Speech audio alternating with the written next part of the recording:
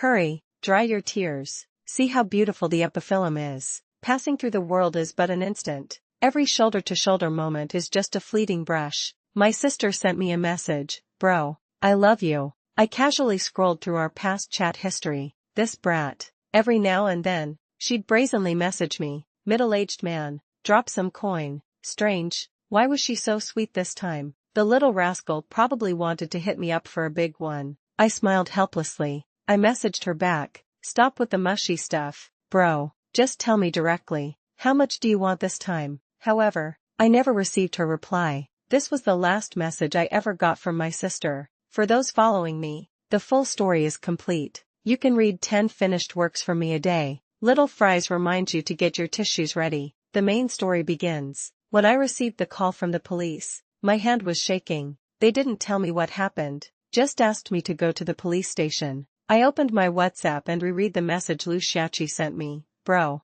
I love you. This was the last message she sent me. The time was frozen at midnight 3 days ago. I thought she wanted me to send her money again, so I told her to just say how much she wanted. Lou Shachi, who usually replied instantly, didn't respond. I didn't think much of it. I assumed she was asleep, but subtly, something felt off. The next morning, I still couldn't reach her. A premonition of dread washed over me. Unable to suppress it, I took leave from work and went to her university to look for her. I couldn't find her at school. Her roommate said she hadn't returned to the dorm the previous night. I went to ask her professor, and indeed, she hadn't attended her first class that morning. Everything was unusual. The more I thought about it, the more uneasy I became, and I decisively went to the police department to file a report. The time I reported her missing was less than 12 hours after she sent me that message. Every minute and second after that, I waited for Lou Shachi to contact me, to curse me for overreacting, for wasting police resources over such a small matter, but she didn't. No matter how I tried, I couldn't reach her. It was the police who contacted me. It was strange. The police hadn't revealed anything to me, just asked me to go to the police station. Yet, I felt as if I knew everything. I was frozen, in biting cold, unable to break free no matter how I struggled. The police took me to identify a body. A white sheet covered her. The medical examiner pulled back the sheet a little, revealing a disfigured face. I didn't know if I should feel relieved. If I couldn't clearly see her face, maybe it wasn't Lou Shachi, but if it was Lou Shachi, it meant she had been tormented into the state I least wanted to see. I took a deep breath. Please, medical examiner, part her hair for me to see. The medical examiner complied. A crushed spot on her head was the first thing that caught my eye, followed by a tuft of white hair beneath the black. Both my sister and I had inherited premature gray hair. Her hair was long and thick. The white strands were hidden by the black hair, unlike my short hair where they were immediately visible. She always joked that I was a little old man and couldn't compare to her, her youthful and beautiful sister. I couldn't deny that. She was 15 years younger than me. Sometimes, I felt like I wasn't her brother, but her father. Now, my youthful and beautiful sister was disfigured, lying on this cold slab. I already had my answer, but I still told the medical examiner, let's do a DNA comparison. I'm not sure if she's my sister. Even if there's only a slight possibility, I want to gamble. What if I lost the bet? The DNA comparison result showed that the body was indeed Lou Shachi. My sister was dead. She had been murdered. The police wanted to ask me some basic questions, but they found me distraught and unable to answer normally, so they had to postpone. 2 more days passed. They called me to the police station again. The officer questioning me was a middle-aged detective named Zhao. He began the questioning as if making small talk. When did your parents pass away? I paused for a moment, then replied, they died in a car accident when she was 10. A person's life has many significant moments, good or bad. For me, the markers of these times weren't years, months, or days, but Lou Shachi's age. When Lou Shachi was 10, we lost our parents and became dependent on each other. When Lou Shachi was 12, my girlfriend and I officially broke up. Although my girlfriend and I loved each other, I couldn't burden her with the responsibility of raising my sister. If I gave my sister the best, I couldn't give her the best. I could only let her go, let her find a man who could give her the best. When Lou Shachi was 18, she got into the best university. The year our parents died in the car accident, Lou Shachi was also in the car. She was lucky, her injuries were minor. I never imagined that after barely surviving on the operating table and diligently studying to get into a good university, she would end up like this. Round and round, death still claimed her. For me, this wasn't 20XX. This was the year Liu Shaoqi turned 20. This was the year Liu Shaoqi died. This was the year I lost everything. I stared intently at Detective Zhao. Do you have any suspects in this case yet? Not yet, he said. His sharp gaze met mine, and he said earnestly, young man, you're still young. You have a long road ahead. Don't even think about doing anything foolish. Detective Zhao must have been experienced in these matters, knowing that victims' families might be prone to extremism, which is why he advised me like that, as if giving me a sedative shot. His words did remind me, I was nearing 40, a lone wolf. What difference would it make if I did something foolish? But modern forensic technology is advanced. Unless I was incredibly lucky, I couldn't find the killer before the police. Still, I had to try. What if I might win this gamble? Liu Shaoqi's roommate, Zhou Mingming, revealed some information to me that she hadn't told the police. Zhou Mingming mysteriously arranged to meet me in the small grove behind the university. She told me, actually,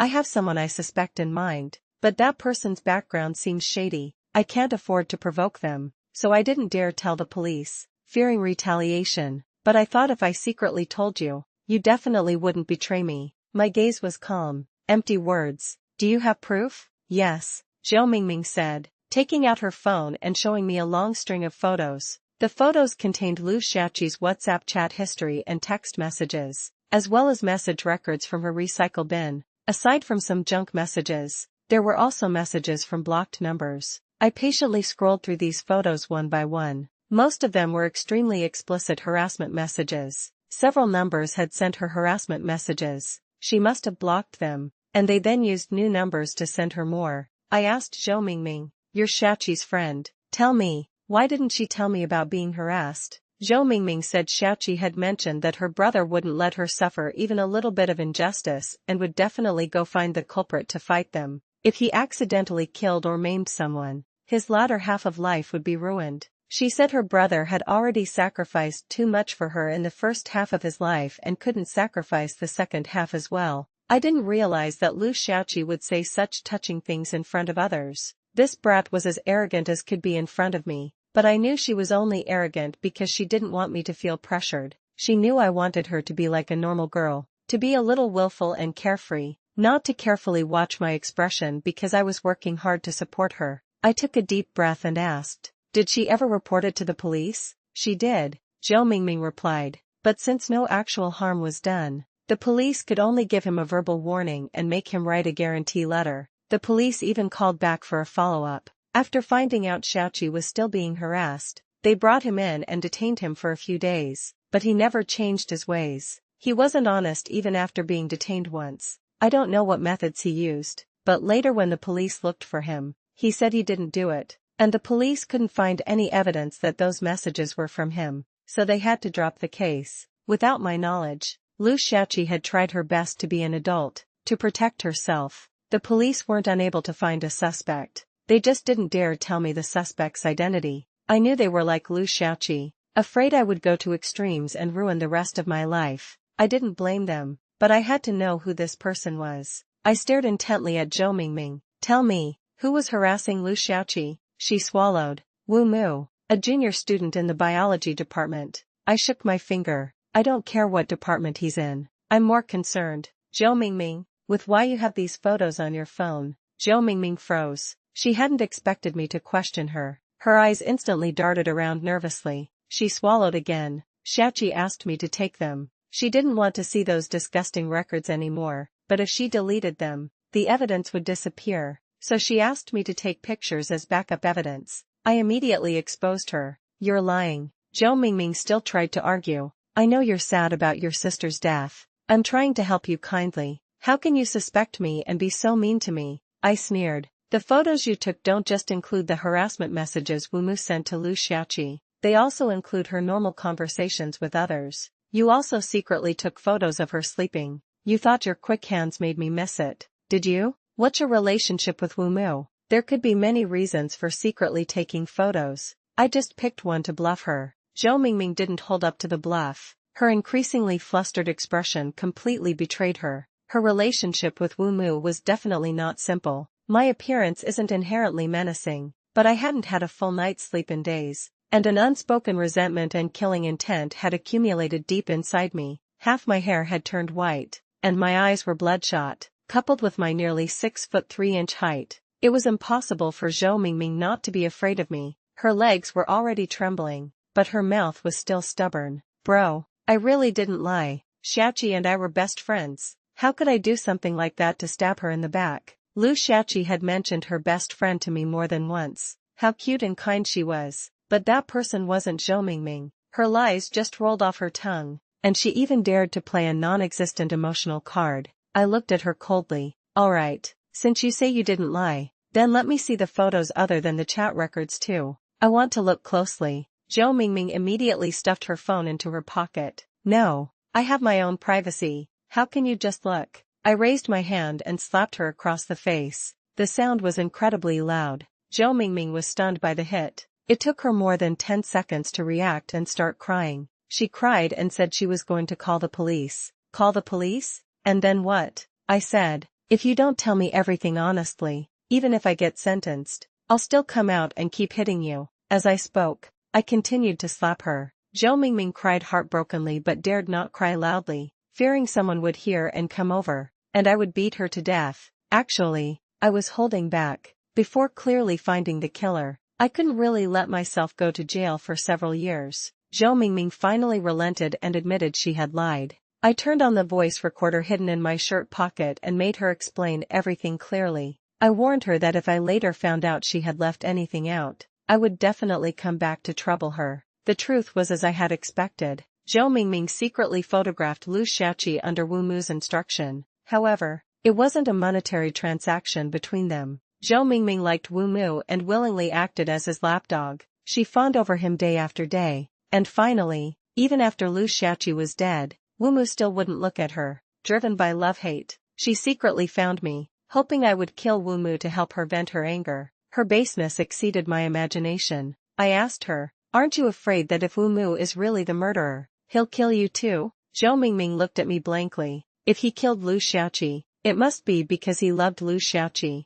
Why should I be afraid? I'd be glad if he came to kill me. I bit my lip hard, tasting blood. I was afraid I wouldn't be able to stop myself from bashing that wretched woman's head in. I remembered the message Lu Shachi sent me. She said she loved me, whether it was familial love or romantic love. Love must not be trampled upon. I told Zhou Mingming, that's not love. That's just your projection of your desire for power and money onto Wu Mu. Because you yourself are a useless piece of trash. Zhou Mingming suddenly shrieked hysterically and cried on the ground. Why? Why does Lu Shachi have everything? Friends love her, men love her, and her brother at home loves her so much. I also wanted to ask that question. Why did Lu Shachi have everything, yet she lost the life to enjoy all that love? The police were faster than me. When I went to Wu Mu's house, he had already been questioned by the police and released from the station. Detective Zhao told me that he was indeed the most suspicious person, but he had an alibi. He repeatedly cautioned me,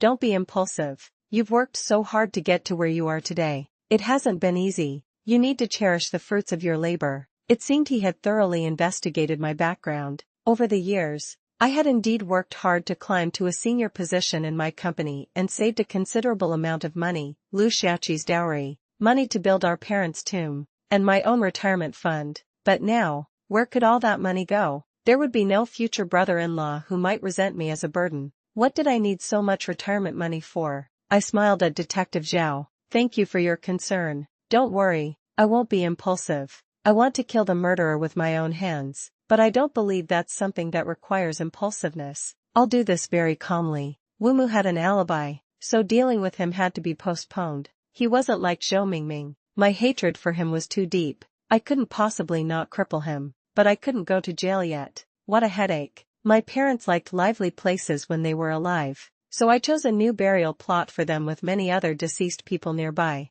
They were very much in love, so they shared a single plot. Lu Shachi and I were already adults, so we each had a single plot. The cemetery salesperson looked at me with a mix of sympathy and oddness, sighing repeatedly for a long time. Finally, he couldn't help but say, to be honest, I've never seen anyone like you. You're still alive. Yet you've already carved your own tombstone. I smiled and replied, my sister is timid. If I buy my plot next to hers, she won't be afraid down there. Lu Shaoqi used to tell me she believed in ghosts and spirits, so when she lived in the cemetery as a ghost, she'd definitely be a timid ghost, shivering in fear from other ghosts. Back then, I couldn't be bothered with her. I was a materialist and didn't believe in such illusory things. However, standing here now, my beliefs wavered. I gently caressed my parents' tombstone. Mom, Dad, I miss you so much. On the 10th day of Lu Shaoqi's death, I cried for the first time. I couldn't cry in front of anyone.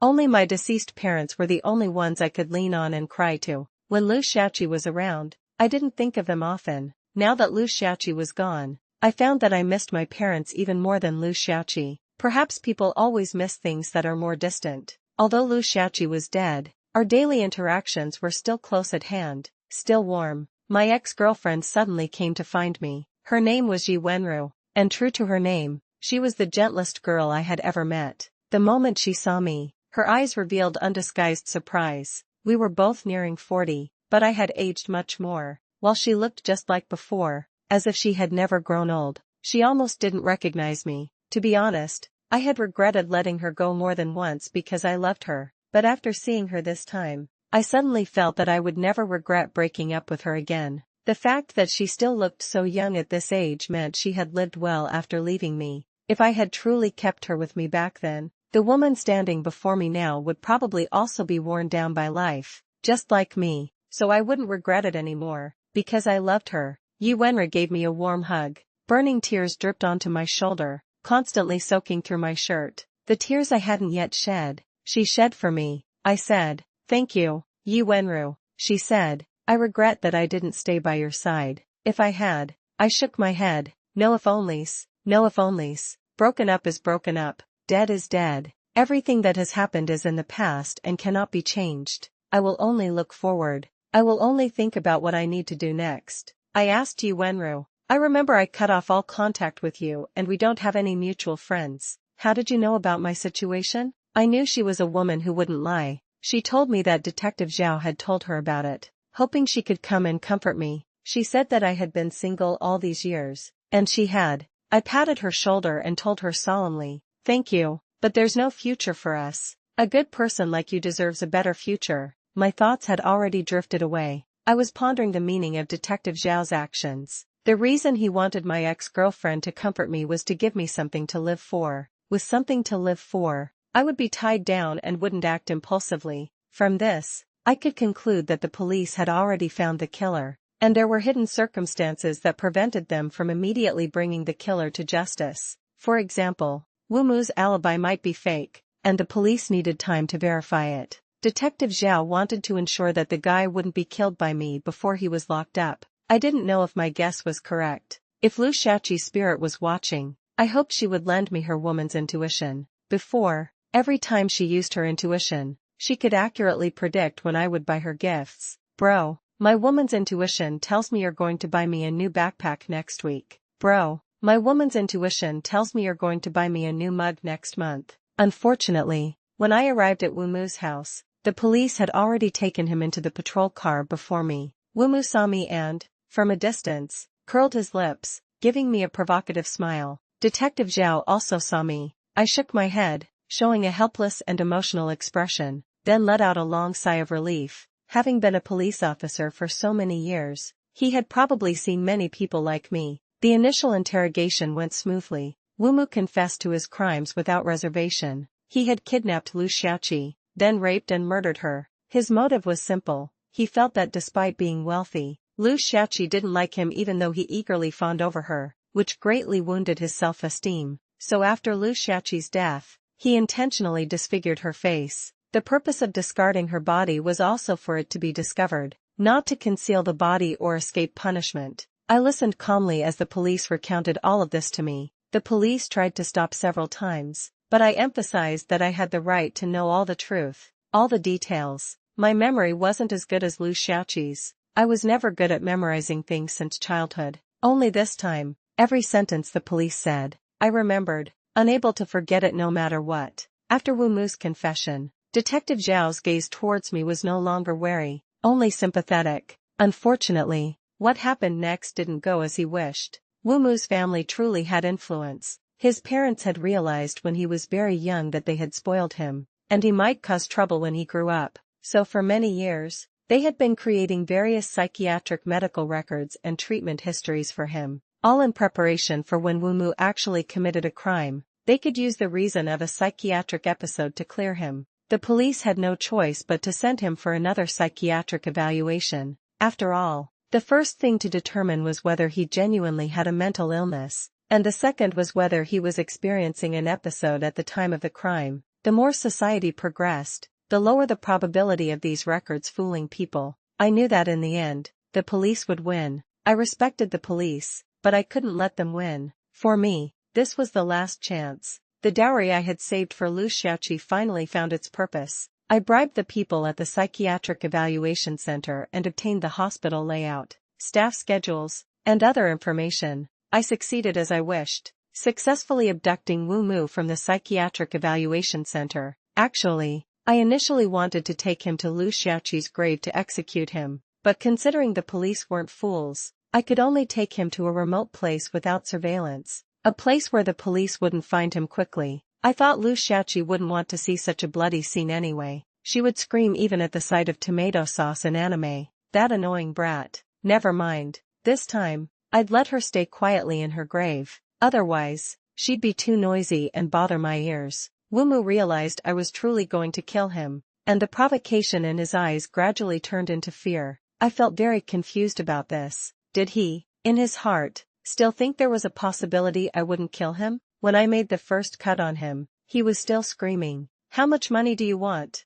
I'll give it to you. I'll give you money. Money. He kept repeating just the word money. My act of revenge, which cost me everything, sounded like an investment to him. I put away my knife. I'm sorry. Wu Mu licked his dry lips. You know best. Everything can be negotiated. I took out a specially made wooden stick from my bag, custom made for Wu Mu. I smiled and said to him, I'm sorry. I forgot you raped and then murdered Lu Xiaoqi. I got the order wrong. I pulled down his pants and used the wooden stick to sexually assault him, making him feel the pain of a sexual assault victim. Wu Mu let out a terrible scream, tears streaming down his face. He looked at me in despair. Why don't you want money? Others just take the money and call it quits. Others? That meant he had committed bad deeds before, but his family had covered for him, so he hadn't been caught by the police. It was only this time, when the assault turned into murder, that his family couldn't cover for him anymore. It was a shame. I would be taken away by the police soon and wouldn't be able to retaliate against those who indulged Wu Mu to this extent. No matter, since they doted on this only son so much, I would make him as miserable as possible. They probably felt no pain at all seeing other girls being sexually assaulted, but I wanted to know how they would feel when their own son was so miserable. I cut Wu Mu's face again and again, hearing him gradually unable to even scream. Strangely, I felt no satisfaction from revenge, only a strange calm. Detective Zhao told me that the new medical examiner, who had seen several bodies before without any reaction, almost vomited to unconsciousness upon seeing Wu Mu's body. Lu Kai, you really did it. I knew she was angry with me. She always hoped I could gradually forget the pain of losing my sister, then regain confidence in life, and move forward. But she didn't know that I had already done that when I lost my dearest parents. I did it. I really tried hard to live a good life. And then I lost my annoying brat. No matter how much of a jerk I was before, saying things like family isn't important in front of my parents, family still had extraordinary and unparalleled significance to me. I regretted being mean-mouthed to them before. I regretted not caring enough about Lu Xiaoqi, just quietly being a middle-aged man who only dropped cash. But I just didn't regret killing Wu Mu. When Yu Wenru visited me in prison, she told me something. Yu Wenru did the most un-Wenru thing in her life. She instigated online bullying against Wu Mu's parents. She was afraid the impact wouldn't be big enough, so she even spent money to buy traffic. I shook my head. Such shameless people will always blame others when something goes wrong. They will never reflect on themselves. Yu Wenru said, so they suffered substantial harm. Their company went out of business. Their black market relatives who had quit the business lost their jobs. And even Wu Mu's younger brother was expelled from school. I said to Yu Wenru, thank you. Besides that, I couldn't say anything else to her. Looking back on my life, the person I had wronged the most seemed to be her. But Yu Wenra seemed to read my mind. She told me, "You never wronged me. From now on, I will look forward, just like you." I nodded. Good, that's right. I wasn't afraid of death. I just had to personally avenge her before my life could come to an end and move forward. I thought that as a lone wolf, Yu Wenra would be the last person to visit me. I didn't expect someone else to come see me. Lu Xiaoqi's best friend, Li Qingqing. She brought me something, or rather, a large box of things. Inside were keyboards, board games, cosplay outfits, movie tickets, plane tickets, and fishing gear. Li Qingqing, with swollen red eyes, told me, "That day was your birthday. These are all gifts she prepared for you. She wanted to tell you that she has grown up, and from now on, you can live the life you want. Whether it's playing games, fishing, or traveling, you can do whatever you want. You don't have to save money for her anymore, and you don't have to worry about her anymore." These things, half were from her own part-time earnings, and half were from the red envelopes you sent her. It was my birthday that day, and I had actually forgotten it myself. That brat, sweet-talking me for once. It turned out it was my birthday that day. My birthday. Actually, how could I not know? Lu Xiaoqi never bought things impulsively. She was just imitating how other sisters treated their brothers. I didn't want her to feel stressed because of my hard work and become too sensible and timid, so she worked hard to act like a carefree, naive sister, but she was always very hardworking and motivated. I have no regrets in this life. I had parents who loved me dearly, a girlfriend I loved deeply, and the best sister in the world. I only regret for my sister that she didn't have a brother who could protect her, realize all her dreams, and quietly and peacefully reach the end of her life. On the day I was executed, I, a materialist, made a wish for Lu Xiaoqi for the afterlife.